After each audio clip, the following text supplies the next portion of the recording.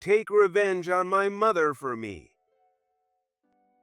6 months after Mike passed away, I went to visit his grave with Ethan. Since his death, I had felt a deep emptiness inside me. The time we spent together, the places we visited, the meals we shared.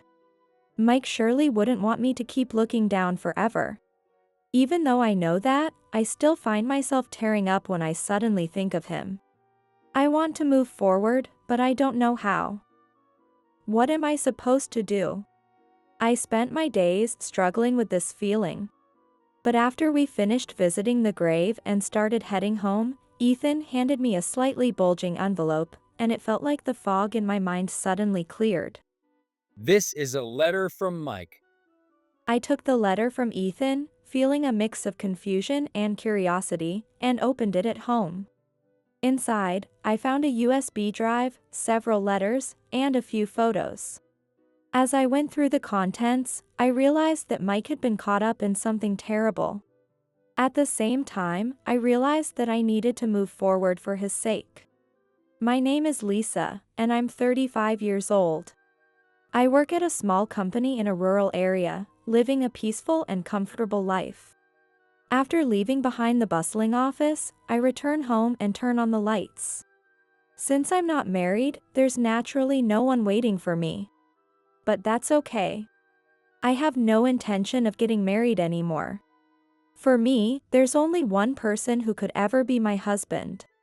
2 years ago, I had a husband named Mike. But he passed away. He chose to end his life on his own. I met Mike back when we were in college. We met because I joined the club he was part of. Of course, we didn't get along well from the start. The moment that brought us closer happened after we went out for drinks with the club members.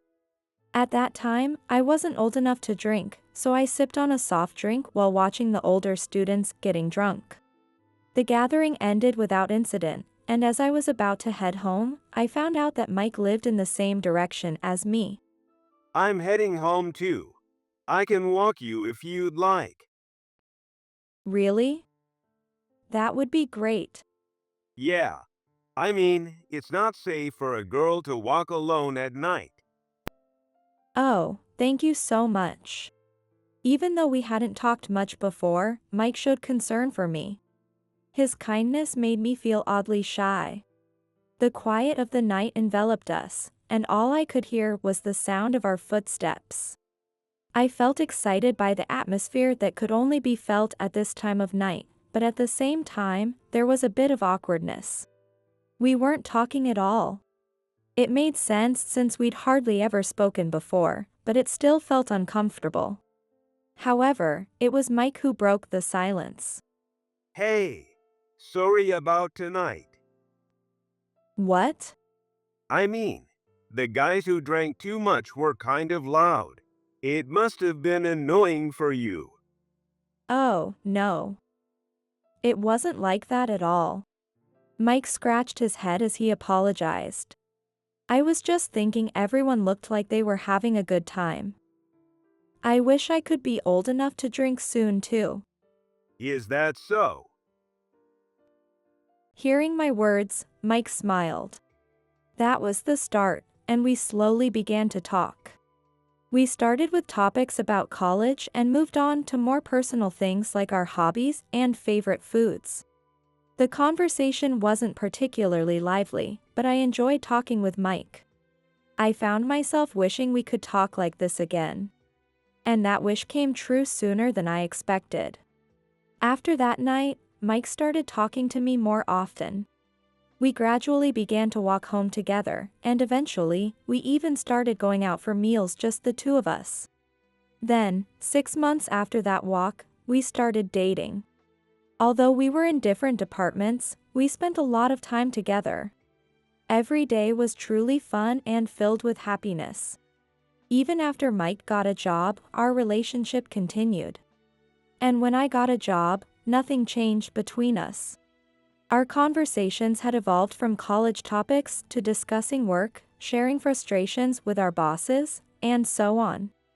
When I first started working, I struggled to fit in at my new workplace and often felt discouraged. But I was able to get through it because Mike was there for me. I felt so lucky to be dating such a wonderful man. And I began to think about how great it would be to marry him one day. It seemed that he was thinking the same thing too. 8 years into our relationship, Mike proposed to me. I promise I'll make you happy. He looked me straight in the eye as he expressed his feelings. Naturally, I had no reason to say no. Yes, please. And so, we got married. I remember feeling like I was dreaming, so happy to finally become Mike's wife.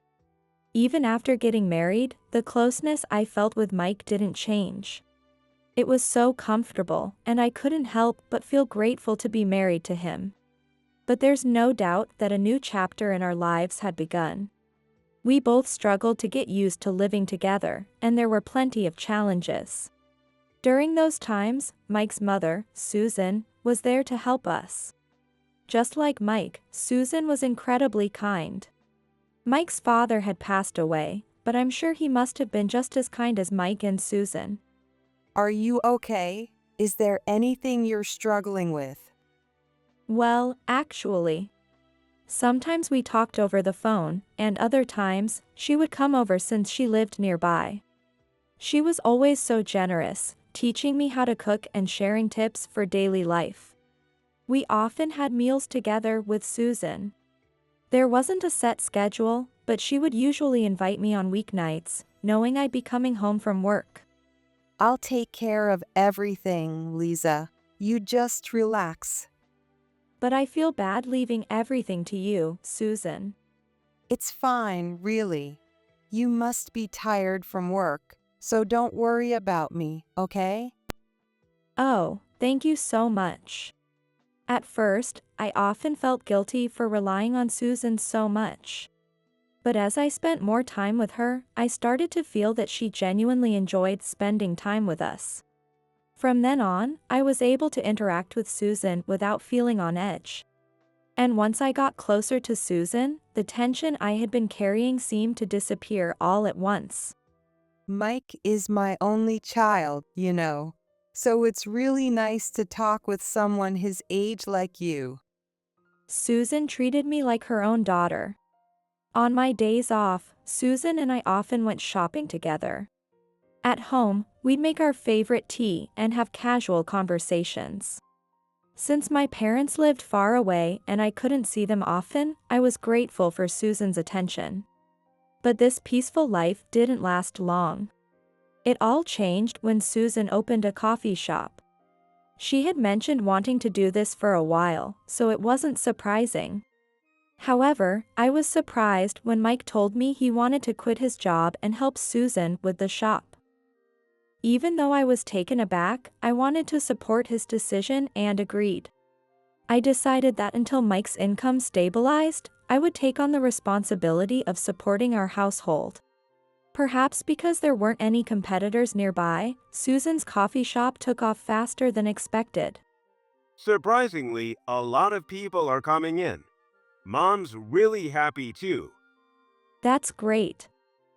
Do you have any regulars yet? Yeah, we've got a few. That makes sense. I've tried some of the test batches, and they were really delicious. No wonder you've got repeat customers. Hearing my words, Mike smiled shyly. Even after that, the shop continued to attract more customers, and apparently, they even got a magazine feature, which brought even more business. I'm really happy that so many people are coming in, and it's not overwhelmingly busy. But running the place with just the two of us is tough. Mike gave a slightly strained smile, but I could tell from his expression that he was pleased with how well the shop was doing. I was glad to see things going well, but about a year after the shop opened, I started noticing that Mike was sighing more often. I thought maybe I should just leave it alone, but he was sighing so much that I couldn't help but worry. Trying to be as gentle as possible, I decided to ask Mike what was going on. Are you okay lately? Okay? What do you mean? Well, you've been sighing a lot recently. I wondered if something was bothering you, but it's fine if you don't want to talk about it. Oh, yeah, you noticed. It seemed Mike hadn't realized he was sighing so much. That made me worry even more, thinking he must be really stressed. The shop. It's not doing so well lately. The shop? Apparently, a new cafe with a similar concept had opened nearby. Not only that, but it was very stylish and modern. The customers who had been coming to Susan's shop started going to the new place instead, and business was starting to slow down. It's not like we're in trouble financially yet, but I'm worried. If things keep going like this, it's going to get tough. Mom's really struggling with it too, and she always looks so sad. I see. I knew a new cafe had opened, but I didn't realize it had a similar concept. I only ever planned to go to Susan's shop, so I wasn't really interested in the new one. Yeah, Mike buried his head in his hands and let out another heavy sigh. Even though I had asked about it, there wasn't much I could do.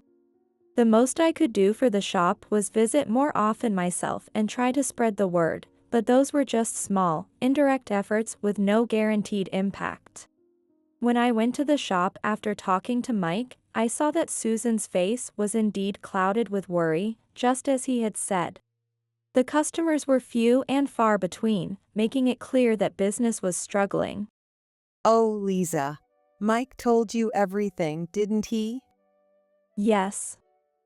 I'm not sure what to do, but I've been trying to spread the word about the shop.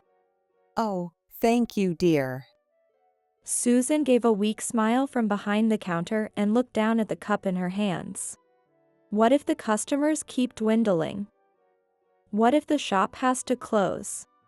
I couldn't stop my mind from wandering into negative thoughts, and it made me feel down. As I sipped my coffee, I kept thinking about what else I could do to help. But in the end, my worries turned out to be unnecessary. A month after Mike told me about his worries, the new cafe suddenly went out of business. As a result, Susan's shop started bustling with customers again. I can't believe that place closed down. It was such a surprise. Yes, I was just as shocked. Susan agreed with my words, smiling happily. But something about her reaction felt off to me. It was almost as if she had known the other cafe would go under. Of course, I couldn't just ask if she had known. So I dismissed it as my imagination and continued chatting with Susan. Mike, who had been listening to our conversation, also expressed his relief that the customers had come back. Yeah, I hope we can keep things going, or even get more people than before. Mike nodded in agreement with Susan's words. I figured the other cafe must have had its reasons for closing and hoped that Susan's shop would continue to thrive. But after that incident, strange things started happening around the shop. Other cafes in the area began shutting down. In just 1 month, at least 3 shops had closed down. All of the businesses that closed were cafes similar to Susan's shop. Isn't it strange how so many places around here have been closing lately? I casually brought it up the next time I visited Susan's shop. It is odd, isn't it? But you know, their customers have all been coming to us, so we might actually be benefiting from it. I thought Susan might be suspicious too, given how quickly these places were shutting down, but she didn't seem to be. She spoke as if she found it strange, but something in her tone and expression made me feel like she knew more than she was letting on. Did you have any connections with the other shops? We did, but honestly, I had no idea. It's really surprising. Susan seemed almost pleased about the other shops closing. But I couldn't understand that feeling. In a situation like this, I'm sure I would feel more scared than happy. It's not often that 3 shops close down in just 1 month. What on earth is happening around here? No matter how much I thought about it, I couldn't come up with anything that made sense. There was something else strange I had noticed nearby. It was Mike's behavior. Even though the shop was getting more customers, there was no smile on his face. He was sighing just as much as before, always wearing a gloomy expression. With how Mike is, I wouldn't expect him to look like that considering how the shop is doing. So, maybe he's worried about something else. Just like before, I decided to gently probe and see if I could figure out what was bothering him. Is everything okay lately? You seem down. Oh, really? Yeah. Has he been so stressed that he doesn't even realize it? I looked into Mike's face, waiting for him to speak. But he didn't say anything. He averted his eyes from me, nervously touching his nose. No, it's nothing. Are you sure? Are you really okay? Yeah, really, I'm fine. Please don't worry about it. Just don't ask me anything. Really, nothing at all. Mike let out another deep sigh and walked away from me. From the way he was acting, it was clear that something was weighing on him. But if he didn't want to talk about it, I couldn't force him. I thought it would be okay if he talked when he was ready. And if he never wanted to talk about it, that would be fine too. But I was wrong. Something happened that made me wish I had pushed him to talk, even if it meant forcing the issue. 6 months after the other shops started closing down one after another, Mike passed away. It wasn't due to an illness or an accident. He chose to end his own life himself. It was clear that Mike had been struggling. But I never imagined it would come to this, and the suddenness of it all left me unable to process what had happened. Things moved forward while I was still in shock, unable to fully grasp the situation. What am I supposed to do now? How can I go on without the person I loved the most? No matter how hard I tried, I couldn't picture a future without him. It seemed Susan felt the same way. I just can't believe it. What am I going to do? Susan muttered quietly, looking at a photo of Mike. She never expected her son to pass away before her. From what I could see, they had a very close relationship. The sense of loss must have been overwhelming. Mike. Susan. I gently rubbed Susan's back. She felt so much smaller than I had imagined. But at the same time, I sensed something slightly off about Susan. What am I going to do, Mike? Somehow, Susan seemed anxious. Susan. Are you okay? I continued to rub her back as I spoke. Oh, well, yeah, I'm okay. Even though she was flustered, she still responded to my concern. If there's anything I can do, please let me know. I'll help with whatever I can. Thank you, but it's okay. Don't worry about me, okay? All right. Even though I felt something was off, I thought it was understandable given that Mike had just passed away. I decided to stop overthinking it and quietly keep an eye on Susan. Time passed, and before I knew it, 6 months had gone by since Mike's death. But while the days moved forward, I was still stuck in the time when Mike was alive. Even after sorting through his belongings and moving out of the apartment we shared, his presence lingered in my mind, refusing to leave. We had spent so many years together. I knew it wasn't something I could simply forget, but his memory was still too deeply embedded in my heart. I knew I had to move on and start living my life again, but I just couldn't forget him. I was sure that Mike wouldn't want me to be stuck like this either. However, it was a certain invitation that finally made me decide to move forward. One day, I received a call from an unexpected person. Ethan? It's rare for you to call. Did something happen? Yeah, sort of. The caller was Ethan. He was a college friend who had been close to Mike. We hadn't kept in touch much, but we were on good enough terms to talk easily when we did. Ethan had attended Mike's funeral, and I clearly remembered exchanging a few words with him there. Would you like to visit Mike's grave with me? There's something I want to tell you. What? Visit his grave? I'm fine with that, but what about your wife? Is she okay with it? Yeah, don't worry about that. Ethan had something he wanted to tell me, so I assumed we'd be visiting the grave together. I was curious about how his wife felt about it, but it seemed there was no issue. 2 weeks later, I went with Ethan to visit Mike's grave. So, are you holding up okay? You know, since Mike passed away and everything. Yeah. I've been able to keep going to work and all. I see. After a while, we left the grave. It feels strange, doesn't it? Visiting Mike's grave at our age, of all things. Yeah, it does. Ethan awkwardly tried to make conversation. But I didn't have much energy left to keep it going, so I responded quietly. Neither of us said much after that, and silence hung between us. But soon, that silence was broken by Ethan's words. Hey, what I wanted to tell you today is, In the heavy atmosphere, Ethan handed me a slightly thick envelope. A letter. yeah, it's a letter from Mike.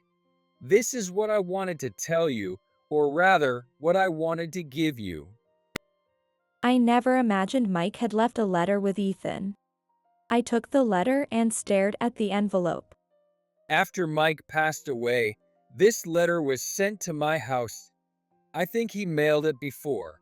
Well, before everything happened. Beforehand. There was a note included with the letter, saying that I should give it to you about 6 months after he was buried. Why did he leave a letter for me in this way? And why 6 months later? My mind was flooded with questions. Inside the envelope, there must be a letter where Mike had written down his thoughts. Can I look inside? I asked Ethan, but he shook his head. Not here. Not here. After glancing around, he lowered his voice and said, Read it at home. Make sure no one sees it, especially not Mike's mom. But why? It's what Mike wrote in the letter. I don't know what's in it, so I'm counting on you. Ethan's previously uneasy expression turned serious as he looked me straight in the eye. Okay. I replied softly and carefully placed the envelope in my bag. After parting ways with Ethan, I hurried home. Once inside, I opened the envelope he had given me. What did Mike leave for me? If he didn't want Susan to find out, then it might not be something good. My hands trembled with tension and anxiety. Inside the envelope were a USB drive, a few photos, and several sheets of stationery. I decided to read the letter first and focused on the thick stack of pages. Take revenge on my mother for me. The words written prominently on the page sent a chill down my spine. As I continued reading, the letter revealed shocking details about Susan. This can't be. The contents were so shocking that I couldn't immediately believe everything. Wait, the photos. I quickly checked the enclosed photos and USB drive. No way. Is this for real? My mind went blank, and I couldn't think of anything. I couldn't understand what had happened, and I didn't want to understand. But I knew I couldn't just run away from it. I picked up the letter again and continued reading. No matter how much I read, the contents didn't change, and my hands only trembled more. Susan, involved with the mafia. What Mike had left behind for me were details about Susan's involvement with the mafia to support her shop, along with the evidence contained in the USB and photos. Susan had turned to the mafia when her shop started losing customers to a new cafe nearby. The series of shop closures in the area were all orchestrated by the mafia at Susan's request. Susan first encountered the mafia when she had just opened her shop. They had barged in, demanding protection money, but Susan managed to drive them away. However, when the new cafe opened, the mafia came back to the shop. They told her that they would take down the new shop if she paid the protection money. After much deliberation, Susan agreed to pay the protection money on the condition that they would take down the new shop. From that point on, Susan's relationship with the mafia grew deeper. All of this was detailed in the letter Mike had left for me. Mike had witnessed the interactions between Susan and the mafia up close. In fact, he was directly involved. I can't bear this burden any longer. I'm truly sorry. These were the words written at the end of the letter. It seemed that Mike, unable to withstand the situation he was in, had ultimately decided to take his own life. It was certainly not something easy to talk to others about. Now I understood why he had asked me not to worry at that time. Mike. But now that I knew everything, I couldn't help but think that I should have pushed him to talk, even if it meant forcing the issue. I was overwhelmed with a sense of helplessness. Thinking about Mike brought tears to my eyes. But I couldn't just stand still. As Mike asked, I need to take revenge on Susan. I have to avenge him. I gripped Mike's letter tightly and swore to take revenge on Susan. Susan, I came by again today. Hi, Lisa. Even after Mike passed away, I continued visiting Susan's shop. That didn't change even after reading his letter. However, there was no denying that the way I looked at Susan had changed. The unease I felt when the other shops were closing and at the funeral made sense now that I knew the truth. Will it be the cake set today as well? Yes, please. I'll leave the cake choice up to you. Susan smiled gently and began preparing the cake set with practiced ease. The shop felt quieter than it used to. After Mike's death, Susan had shortened the shop's hours but kept it open. I had wanted to help, but with my job, it wasn't possible. All I could do was visit and check on how Susan was managing on her own. But now, things were different. Susan, would you let me help out at the shop? I've noticed it always seems like a lot of work for you. Even if it was a bit of a stretch for me, I felt the need to see Susan's hidden side with my own eyes, so I offered to help. That's kind of you, but aren't you tired too, Lisa? No, please don't worry about me. Well, if you're sure, I'd appreciate it. At first, Susan was hesitant, but perhaps understanding my sincerity, she agreed. If you're helping, maybe I could extend the shop hours a bit. That sounds great. I'll do my best. I didn't want to believe that Mike's claims were true. But at the same time, part of me wanted to trust in Susan's innocence, given how much she had done for me. Unfortunately, my hopes were shattered. While preparing to open the shop, I overheard Susan speaking to someone. Recently, another troublesome shop has opened. I'll pay the money, so do the same as before. I immediately knew this was a conversation I shouldn't have heard. The content and Susan's dark tone sent a chill down my spine. But in that moment, I also felt a sense of resignation.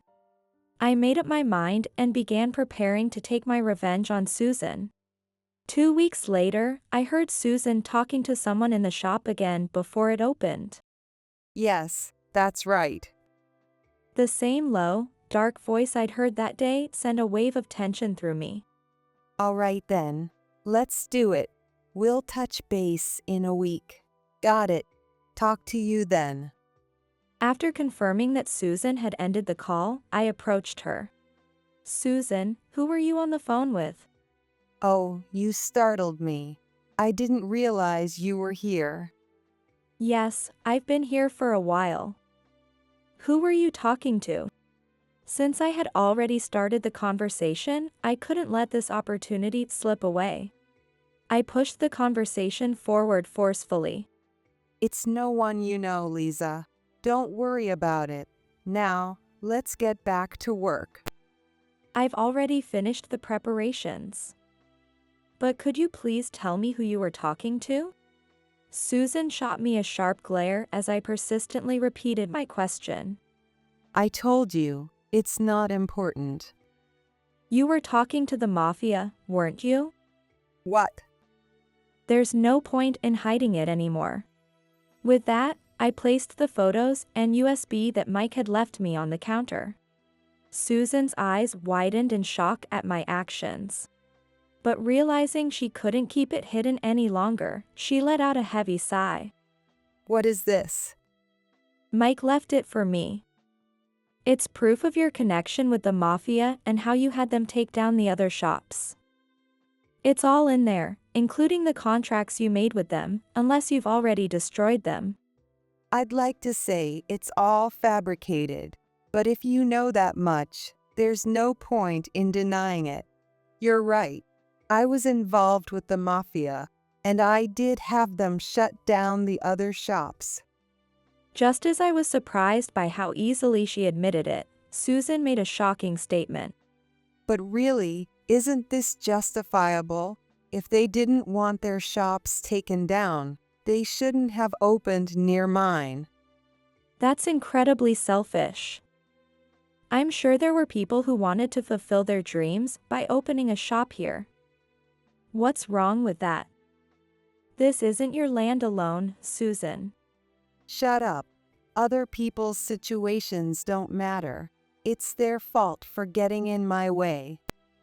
Susan continued her selfish rant, slamming the counter in anger.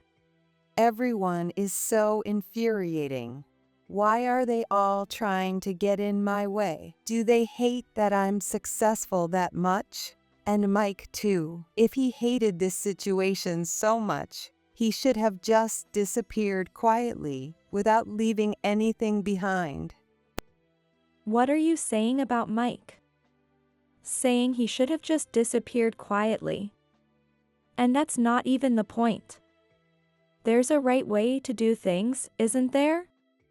Collaborating with the mafia for the sake of your shop is far from normal.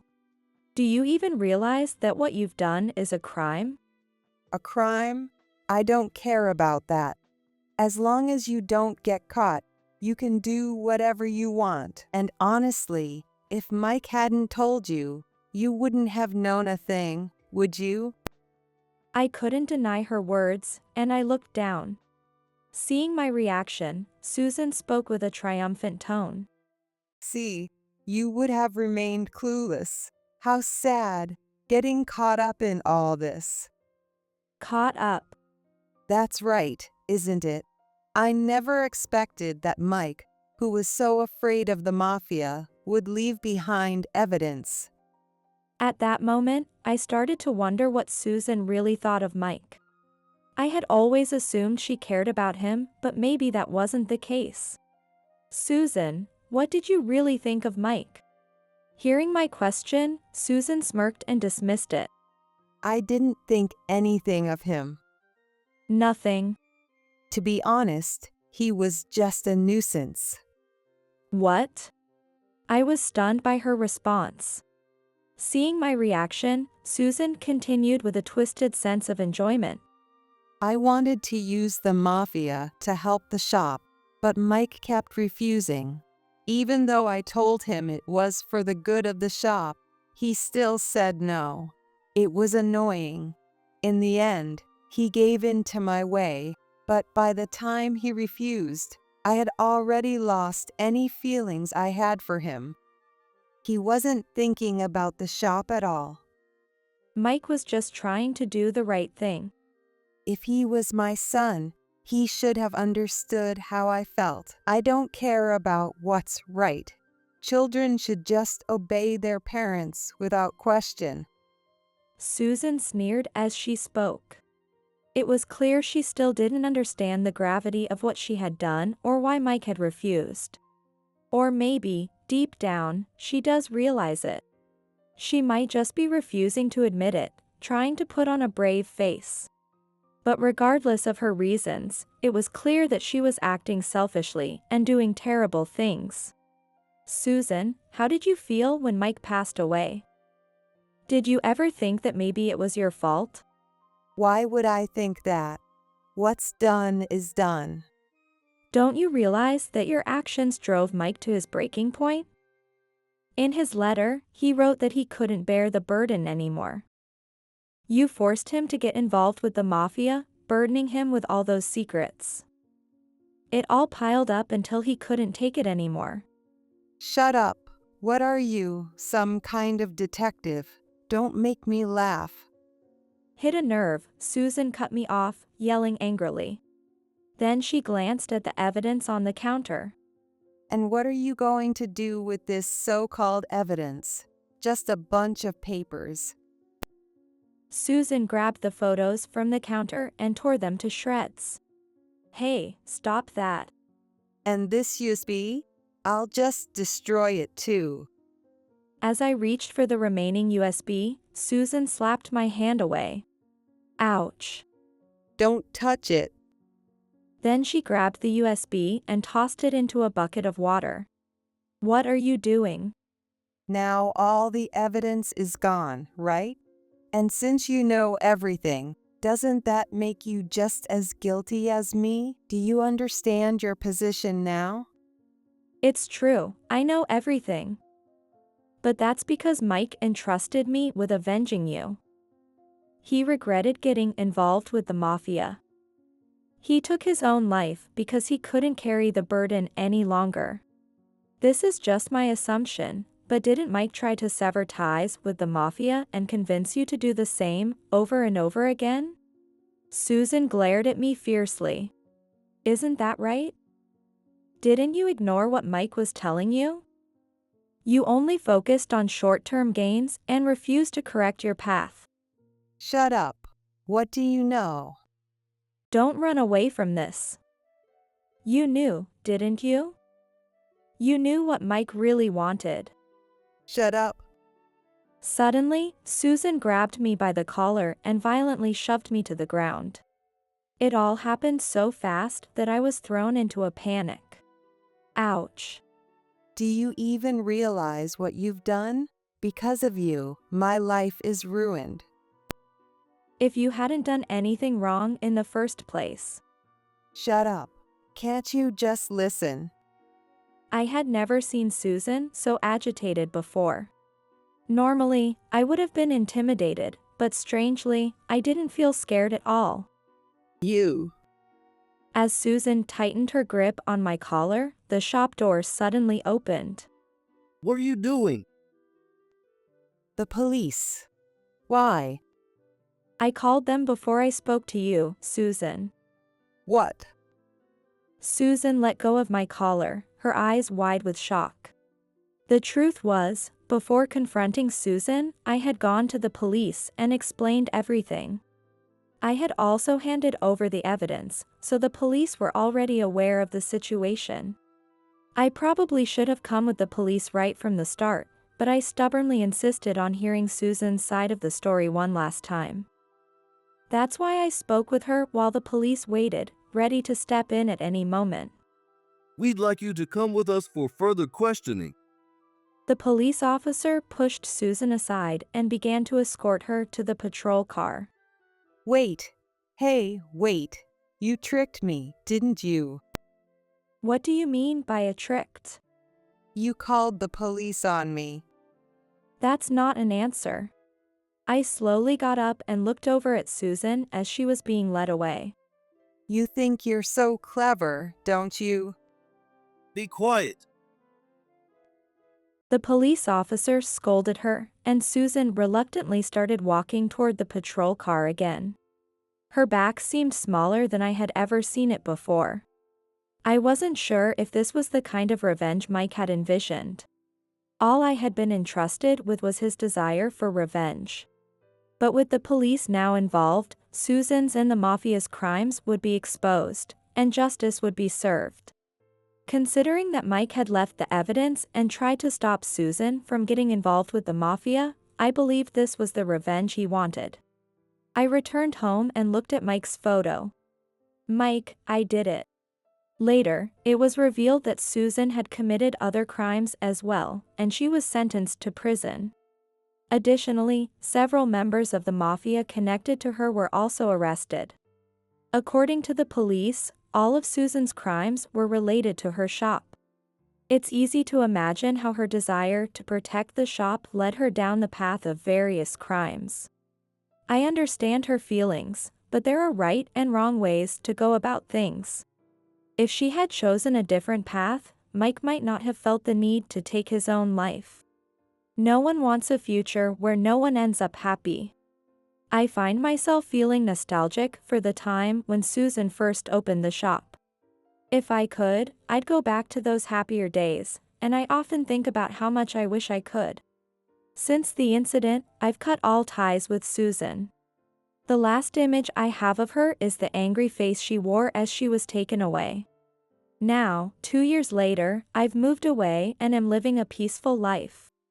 Sometimes, I remember Susan's angry face, but it doesn't haunt me like a trauma. Still, it was a frightening experience, and I never want to go through anything like that again. After everything was over, I called Ethan to thank him. He had been worried about me too, and had been living with a lot of unease. If Mike hadn't given Ethan the letter, or if Ethan hadn't honored Mike's wishes, I wonder what kind of future would have awaited me. May this peaceful life continue. That's what I want most right now. Please, keep watching over me. I looked at Mike's photo once more.